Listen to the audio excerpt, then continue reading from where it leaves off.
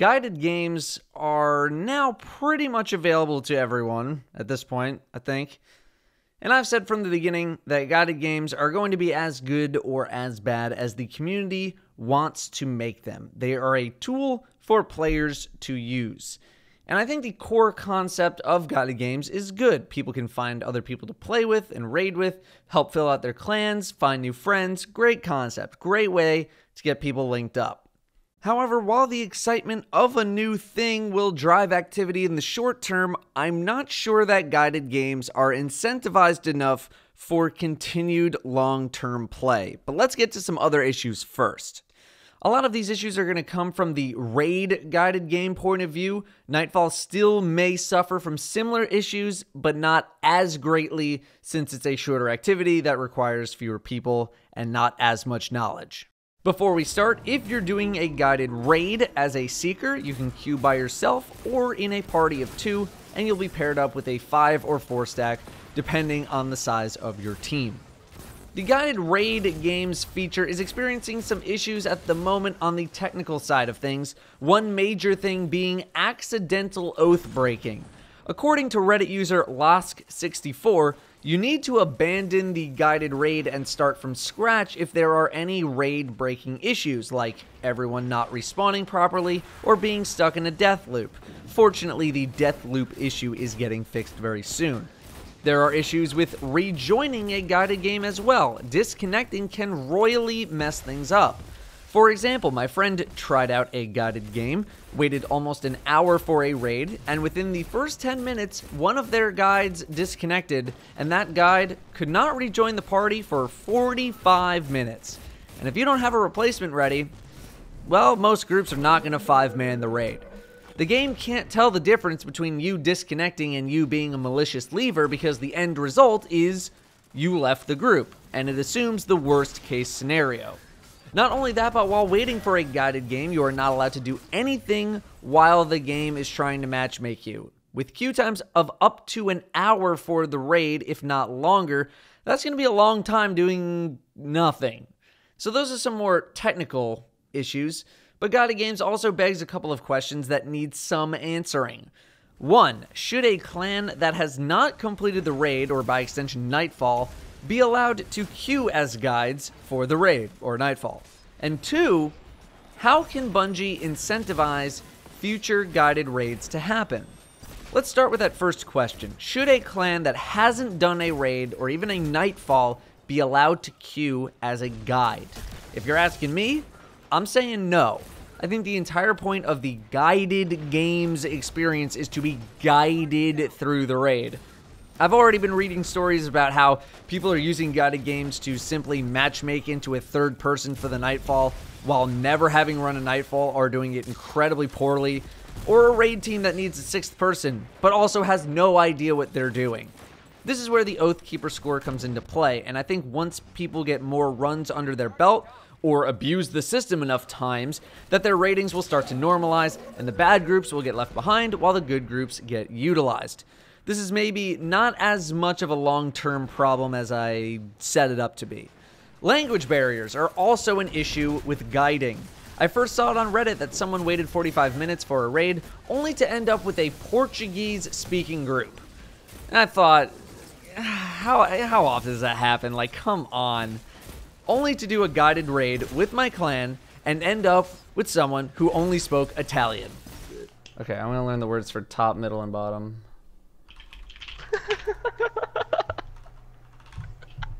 I want to get through one fight. Yeah.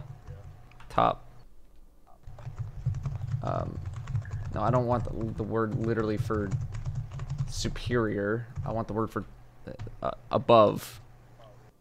Above? I'm about to try this message thing. Sopra? Middle? Okay, let's do it. And let me tell you, Google Translate only goes so far on that. Make sure you put in your clan statement which language you prefer if you're going to be a guide. As much as a language option would be nice, I feel like countries with smaller populations having to wait for the same language group is going to introduce some pretty significant queue times for them. Very, very difficult situation for sure. This brings us to the reward portion of guided games. Right now, for completing a guided game, you get an emblem and your Oathkeeper score, which is basically your clan's Yelp review. Those are the known rewards, but let's not forget the real reward. The satisfaction of knowing that you helped someone. Isn't that enough? I think a lot of people are going to say no on that. By the way, the emblem that you get for the raid, same exact one as the Nightfall, in case you're wondering why there couldn't have been 2 emblems or even a different color emblem. One's blue and then one's yellow. I don't know. Point is, if Bungie wants guided games to continue and have high activity levels, they're going to need to add more incentives. So why would you run a guided raid in the first place? The only answer I can really think of is I want to run one out of the kindness of my own heart. I feel like one of the core reasons that guided games exist is to find new clanmates and to get people into your clan. I personally am not looking for new clan members, but I definitely don't mind just helping people get a loot run every now and then, which is how I feel like guided games are going to end up. If I have a clan of people who I enjoy raiding with, I'm most likely just going to play with my own clan. Perhaps guided games are directed more towards smaller clans, but if I were to take a guess, I'd say on average, if you're in a small clan, you're maybe not the most likely to be in a position to be running a guided raid in the first place. Now, my clan's pretty hardcore. We're playing Destiny a lot, and we have the time to burn to guide people through raids.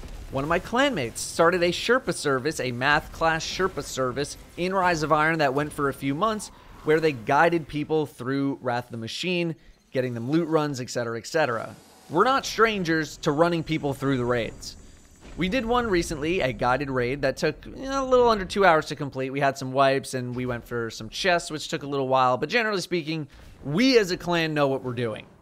The average clan might end up taking longer, which is definitely a deterrent. The average clan probably doesn't want to run people through in the first place because the average clan probably only has 1, maybe 2 nights set up where they can raid for a couple of hours. Are they going to risk picking up someone completely random to do their weekly raid? Are they going to uninvite one of their friends for a random person? Why wouldn't they help their own clan members first?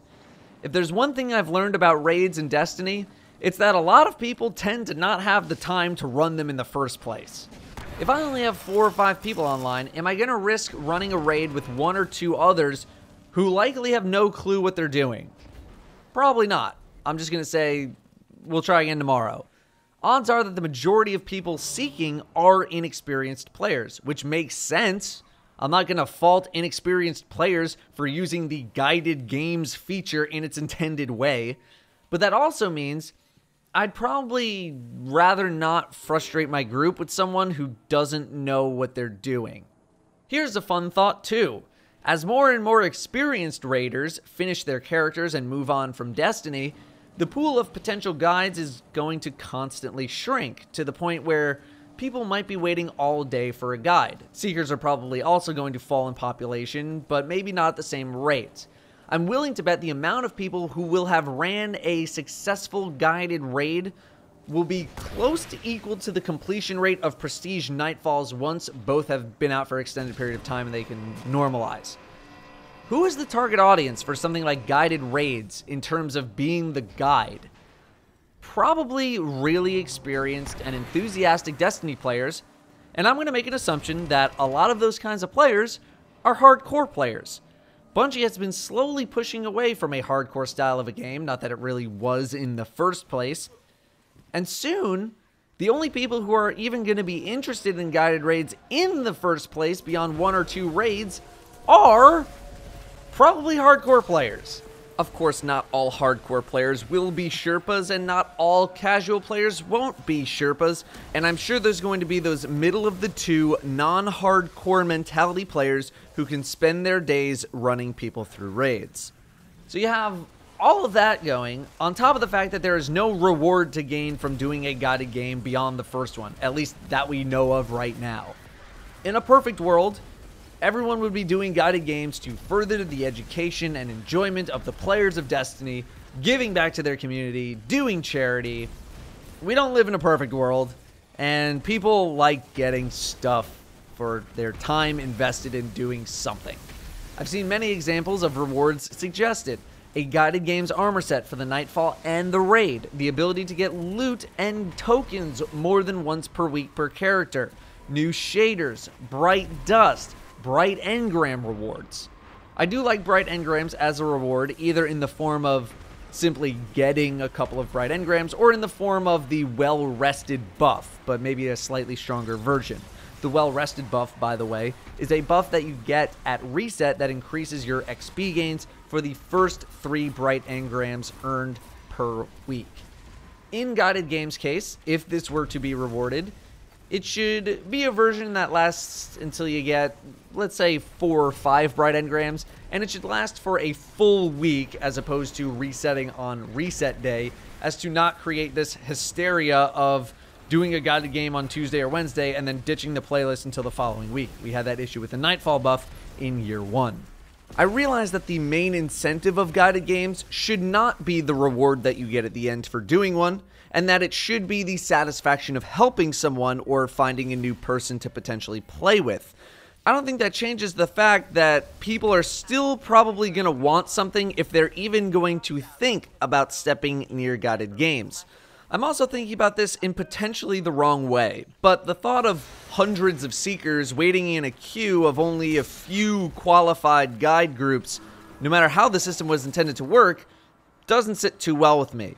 I don't have numbers, I don't have data of usage rates, I just have what I think might happen based on past experiences. I think a lot of people are going to take away from all this that Bungie should just add matchmaking to the game, and I don't necessarily think that's 100% the answer. At this point, you might be able to get away with it for Nightfall, especially if it's only going to be a 240 light thing moving into the future. For the raid, I would say absolutely not, but I'm not opposed to a World of Warcraft style looking for raid difficulty setting that is easier than normal mode. The problem there might be designing the fights in a way where a match-made group can do them easily, but still making it feel like a raid experience.